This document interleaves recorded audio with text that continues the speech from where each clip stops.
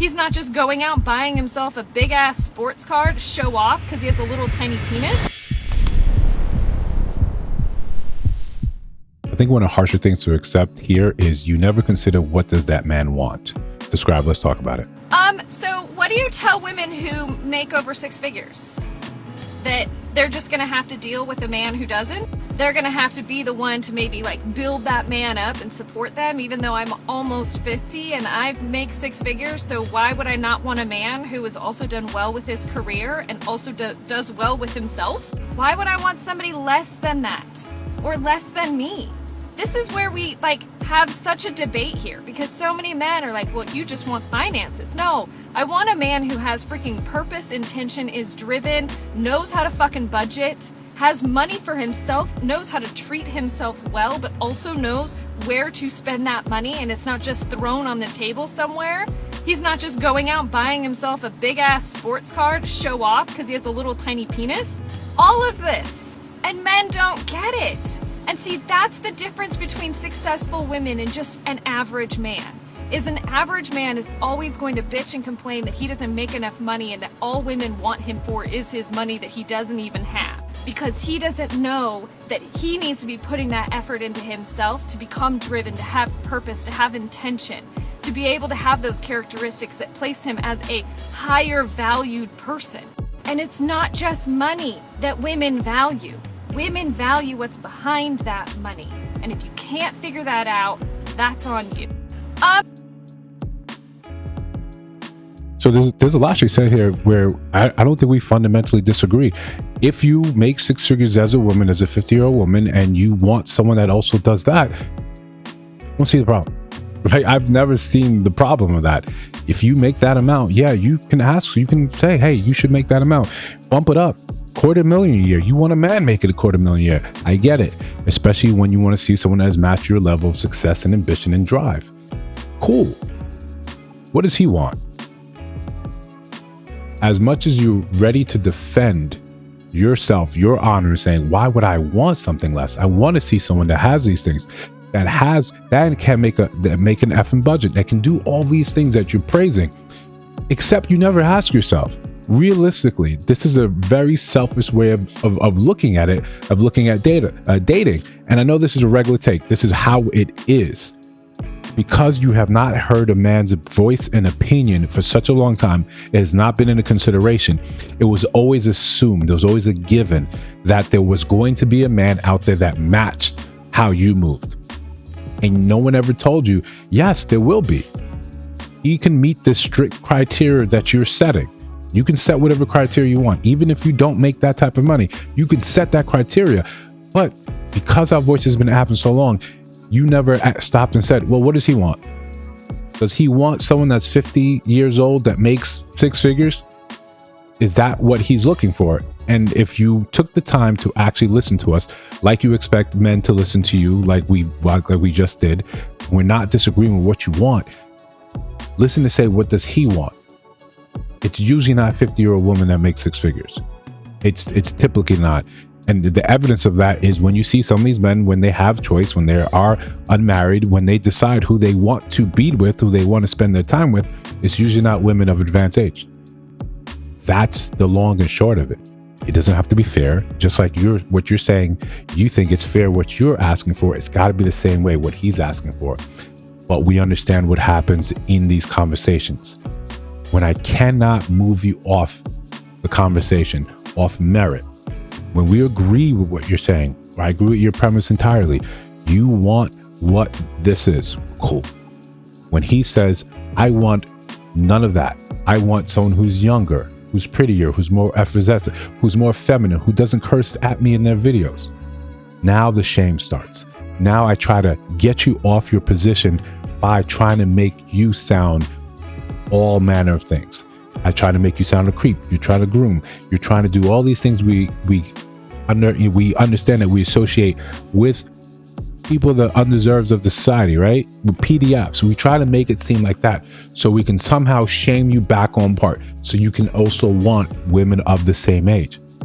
It does not matter how long you do it, right? As a culture, as a society, as a political arm, as you cannot tell men that they cannot want what they want while upholding that they should let you want what you want.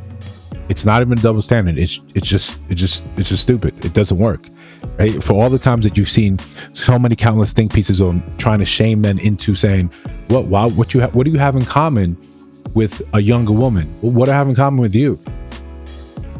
The same things.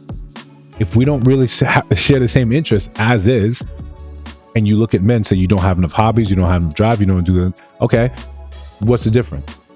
Men aren't looking to connect the same way you are looking to connect, but it doesn't mean that their way of looking to connect is any less important.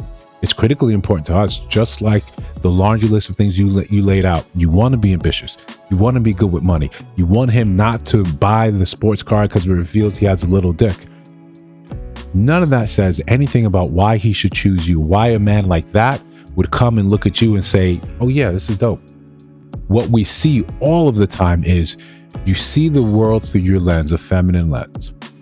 And the things you would want in a partner, you then say, let me go out and grab those things. Let me be those things, because that, if I would be attracted to it, naturally, everyone would be attracted to it. But men have never said, I'm looking for someone that is feminine. Let me now become more feminine to attract that. I want someone that is youthful, that sees the world, that's more innocent. Let me now hold on to these things in myself. No, that's not how you're supposed to attract the thing. You're not using the bait properly. You're being exactly the type of person you want a man to be. You want to be aggressive. You want to be loud. You want to be assertive. You want to be ambitious. You want to be successful. You want to be hyper successful. You want all these things. And then you turn around into the wider world at 50 years old to tell men, it's not wrong for me to want this. It's not. It's not. You just don't understand what it is from being someone that's supposed to chase and someone that's supposed to be caught. The predator versus prey without the gory, connotations attached to it. You don't know how to hunt. You don't know how to present yourself as the best choice in the room. What you're doing now stems from a lack of continued accountability. The fact that no one can come and tell you and say, hey, the choices you made when you were younger kind of led you down this path. And some of these choices, they cannot be walked back. You cannot just say, let me hit the reset button and let me get better choices. Let me get better outcomes. Because now that I know better, I'm wiser now. I was young and dumb. Now I get the game. I understand how things are supposed to be moved. You don't get that type of grace because it's impossible to wipe out your entire past. It's impossible to wipe out all the decisions that made you who you are today. Someone in a car cursing into the phone, yelling and screaming at men that your position of what you want should be defended. And I think a lot of us agree with you. You just never factor in what is it that man wants. And we know you're capable of doing it. You do it with your job. You did it with a career that got you in a place where you're making six figures. That doesn't happen by happenstance. That takes planning. That takes effort. That takes ambition. So you have those things for what you want.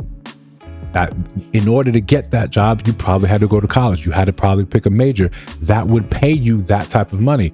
I know we're making a bunch of assumptions, but I think all of these are critically reasonable assumptions to make. So in all of that, there was never a time when you said, what is it that men want? What are they looking for? The men that I do want, what are they actually looking for? This is what happens when you don't realize that over time, your attraction slides off and then it drops off a cliff to the point where this isn't what you are looking for. Or the men that are looking for you at 50, they might be 70. You don't want to accept that you played out the clock in a way that left you as a high earner, capable of doing all the things that you want, just not really being attractive to men. For such a long time, it was a given. You were breathing and you were female. That was enough. But now, as you got better, and shout out to you, kudos to you, as you got better, your selection pool got smaller and smaller and smaller. But you never realized that you don't qualify for those men in those selection pool. And there's very little you can go back and do and try to turn that around. Think about what took you, maybe 20, 30, 40 years of having this sort of belief, this attitude, this personality has run you such a way where you're pretty much fixed for how you're going to be for the rest of your life. People don't suddenly wake up and without a brain injury, without some sort of brain trauma, and have a whole new personality. They're fixed. That's who they are. This is who you are. and those type of men that you're really looking for that have these things, a lot of them say, you're not what I'm looking for. And it can come across as harsh, but it's not meant to be. But the later it takes you to realize what the opposite sex wants, the harder it is for you to actually get that, to become that, to achieve those things. Same way if a man for all his life didn't realize that he needed to be stable, he needed to be in shape, he needed to have prowess, he needed to be confident, he needed to be well-traveled, well-read. If he realized all this at 40, what chance would he have to get someone that he would feel like he's not settling for, that they would not feel like they're being settled for? It's just, I think that's the realist. I think most men would agree, but if you don't, let me know down in the comments below.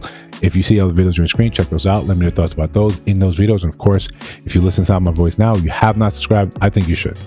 You're trying to build something dope. I'll see you in the next one.